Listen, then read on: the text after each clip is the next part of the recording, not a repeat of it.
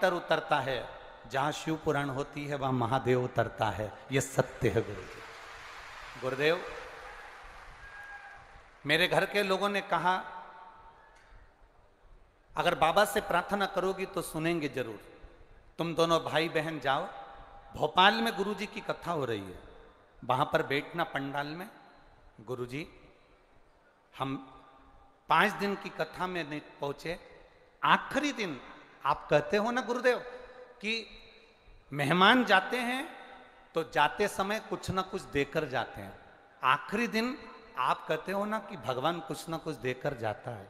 हम तो आपसे भी कहेंगे, कल कथा का समय दोपहर में 1 बजे नहीं रहेगा। कल कथा का समय पंडाल में सुबह 9 बजे से 12 बजे तक रहेगा।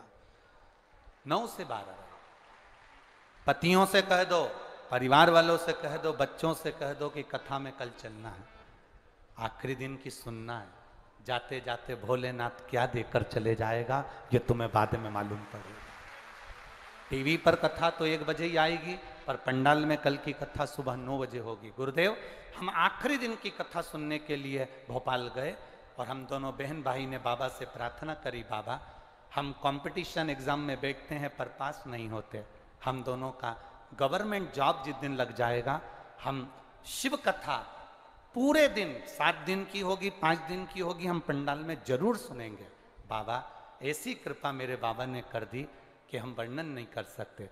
सरकारी नौकरी की कभी सोची भी नहीं थी। गुरुदेव, बाबा की कृपा से मेरे भाई को सरकारी नौकरी में, जिसका नाम सागर है, उसको भारतीय रेलवे में पोस्टिंग हो गई है, जो ज्वाइनिंग उसकी मिल गई है।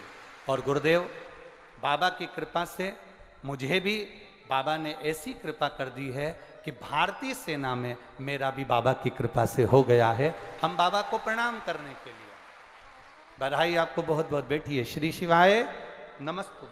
शिव तत्व की प्राप्ति क्या है? एक पत्र और देखिए।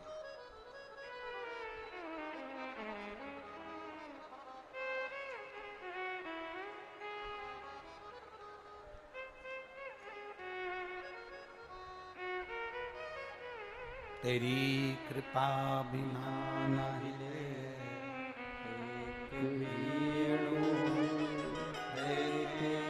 श्वास तेरी कृपा से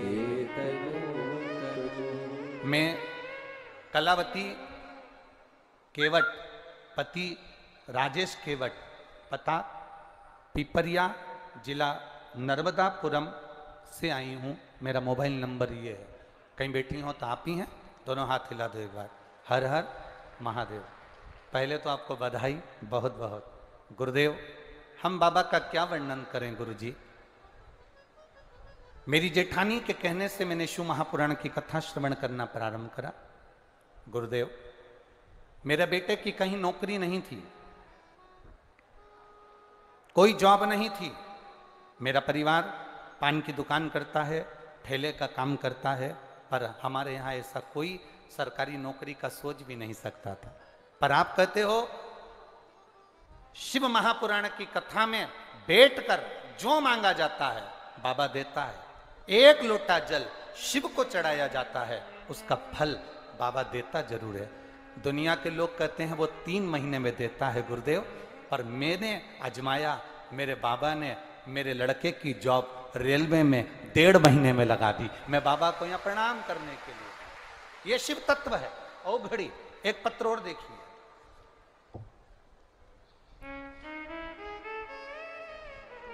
मैं डॉक्टर आर्यन, शिव गुरुजी, छिंदवाड़ा, कामठी, बिहार निवासी। मोबाइल नंबर मेरा ये है। कामठी यही है? अच्छा। मैं डॉक्टर आर्यन शिव, कहीं बैठे हो तो हाथ हिलाएंगे। आपको बधाई बाबू, बहुत बहुत हमारी ओर से बहुत बहुत साधुवाद। मैं डॉक्टर आर्यन शिव गुरु, छिंदवाड़ा, कामठी, बिहार निवासी हूँ। मेरा मोबाइल नंबर ये है। बेलपत्री, बीच की पत्ती पर शहद लगाकर चढ़ाने का फल क्या होता है? कोई मुझसे पूछे गुरुदेव। मैं गुणगान करने के लिए बाबा का आया। गुरुजी, एमबीबीएस की सेकंड की MBBS की सेकंड ईयर की मेरी पढ़ाई थी, पर कोरोना के कारणवश वो नहीं हो पाई। मेरा second year third year last जो था, उसके बाद मुझे डॉक्टर बनना था, पर एग्ज़ाम नहीं दे पाया। सब ने कहा कि अब तो बहुत मुश्किल है, पर मेरी माता जी ने कहा तो घबरा मती, एक बेलपत्र शिव जी को चढ़ाकर जा। माँ, दोनों तीनों एग्जाम एक साथ हैं, कैसे क्लियर होंगे? माँ कहती है सारी समस्या का हल एक लोटा जल है, तू जा तो सरी। बेलपत्र पर शहद लगाकर बाबा को चिपका कर एग्जाम में बैठा। बाबा की कृपा से आज तक कोई डॉक्टर नहीं निकला होगा जो बाबा ने मेरे पर कृपा करी।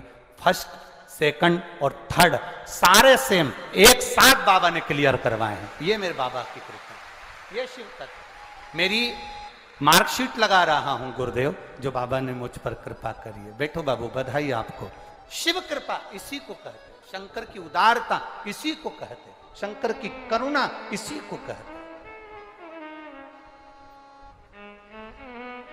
खाली न जाता कोई दर से तुम्हारे, खाली न जाता कोई दर से तुम्हारे, मैं भी खड़ा हूँ बाहें पसारे, अपने हृदय से लगा लो, लगा लो, गिरा जा रहा हो, उठा लो, उठा भोले अपने दर से अब तो ना टालो, गिरी जा रही हो, उठा लो। बेलपत्री का मध्य भाग, पांचों कन्याओं का नाम वापिस लेंगे। जया, विषहरा, शामली बारी, दौतली, देव। शिव की 5 बेटियों का स्मरण। अशोक सुंदरी, अशोक सुंदरी का स्थान आपको मालूम है ना सबको? अशोक सुंदरी के स्थान पर जाओ,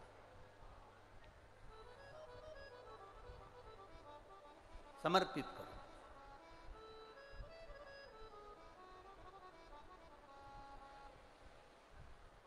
हम मंदिर जाते हैं, हम देवालय जाते हैं, हम मंदिर में, देवालय में, शिवालय में पहले से जा रहे हैं, पर धीरे धीरे शिव पुराण की कथा आप लोगों ने जब से सुनना चालू करी, तब से आपको मालूम पड़ा कि तुमरू का कौन है, अशोक सुंदरी कौन है, उसका स्थान कौन सा है, जया, विषहरा, शामली वारी, दौतली का स्थान कौन सा है, कहाँ जल चढ़ाना, कैसे जल चढ़ाना, कैसे प्रसन्न करना।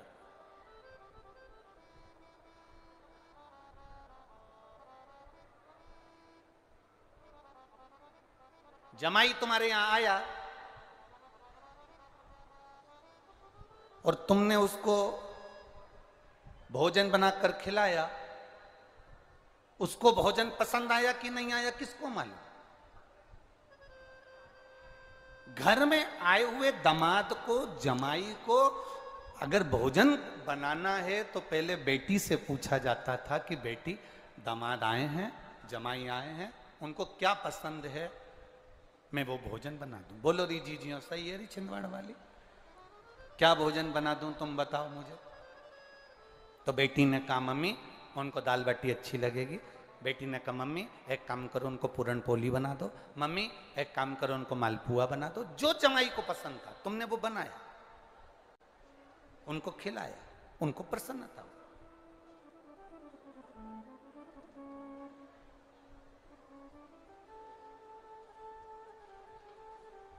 अब मालूम पड़े जमाई को जो पसंद होता है, एक जमाई आए और सास ने सब्जी बनाई और वो सब्जी बनाई बैंगन की। अब वो बैंगन की सब्जी बनाई और जमाई को वो सब्जी पसंद ही नहीं थी, बिल्कुल भी पसंद नहीं। सब्जी थाली में आई तो जमाई ने सोचा अब सास ने इतने प्रेम से बनाई है, मेरे को ये सब्जी अच्छी नहीं लगती, एक काम करता हूँ इस सब्जी को सबसे पहले समाप्त कर देता हूँ, फिर मैं बाकी का जो गुलाब जामुन है, इमरती है, समोसा, कचौड़ी बाद में खा लूंगा। उसने रोटी का टुकड़ा तोड़ा, एक ही टुकड़े में पूरी बैंगन की सब्जी खा गया, क्योंकि उसको अच्छी नहीं लगती थी, थाली में होना ही नहीं उसके, इतनी नफरत थी उसको बैंगन की सब्जी से। इतने में साली ने देखा, अंदर दौड़ के गई, मम्मी जीजा जी को बैंगन की सब्जी इतनी अच्छी लगी ना, एक ही बार में पूरी की पूरी खा गए। इतने में सास बोली, देख ले तेरे जीजा कितने सीधे साधे हैं, गुलाब जामुन पसंद नहीं आई, समोसा कचौड़ी पसंद नहीं आया, मेरे हाथ की बैंगन की सब्जी जा लेके जा। वो कटोरी भर के लेके गई, जीजा जी का नहीं खाऊंगा, नहीं मेरी सौगंध खाना तो पड़ेगी। अब साली सौगंध रख के चली गई, अब उसने सोचा कोई बात नहीं, अब रख गई तो रख गई, परंतु पहले में मेरे को नफरत है इस बैंगन की सब्जी से, थाली में दिख रही है। इसने फिर वापिस वो बैंगन की सब्जी पूरी की पूरी एक ही बार में खा गया, आंख बंद करके और खा गया। इसने सोचा गुलाब जामुन कचौड़ी भजिया बाद में खाऊंगा। इतनी देर में सास ने अपने पति को बुलाया, जी सुनो दामाद आए हैं, बड़े सीधे हैं, उन्हें कोई चीज अच्छी नहीं लगी बैंगन की सब्जी की, केवल एक कटोरी रखी आओ ना, जाओ। अब ससुर आया, साहब दामाद साहब बैंगन की सब्जी, नहीं पापा जी पिताजी नहीं खाऊंगा, और बैंगन तो यहां फंसा हुआ नहीं। इतने में ससुर ने कहा, ऐसा नहीं हो सकता, तुम पहली बार तो आए हो, हमारे हाथ से कुछ नहीं लोगे। वो बेचारा फिर वापिस बैंगन की सब्जी खा गया, गुलाब जामुन भजिया बाद में खाऊंगा, थाली में उसको अच्छी लगती नहीं थी। इतनी देर में तो सास पूरी कड़ैया लेके, दामाद साहब तुम्हें तो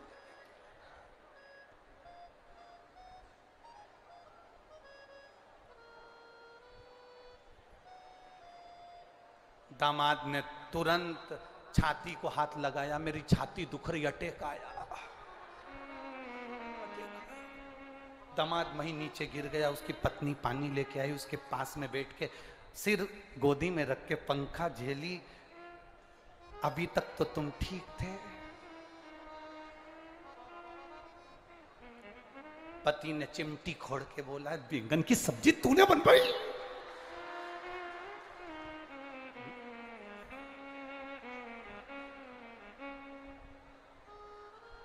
अब मेरी तो शादी अभी हुई, मुझे थोड़ी ना मालूम कि तुमको बैंगन पसंद नहीं है, पर मम्मी ने बस में चलेंगे ना तो टिफिन में भी बैंगन की सब्जी धरी, पति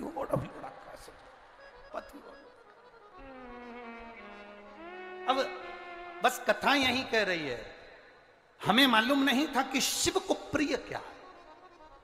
हम जाते जरूर थे शंकर जी के मंदिर, हम शिव के द्वार जरूर जाते थे, पर हमें यह नहीं मालूम था कि शंकर को कहां जल चढ़ाना चाहिए, कैसे जल चढ़ाना चाहिए, कैसे आराधना करना चाहिए, कैसे प्रार्थना करना चाहिए, कैसे भगवान से हम विनती कर सकते।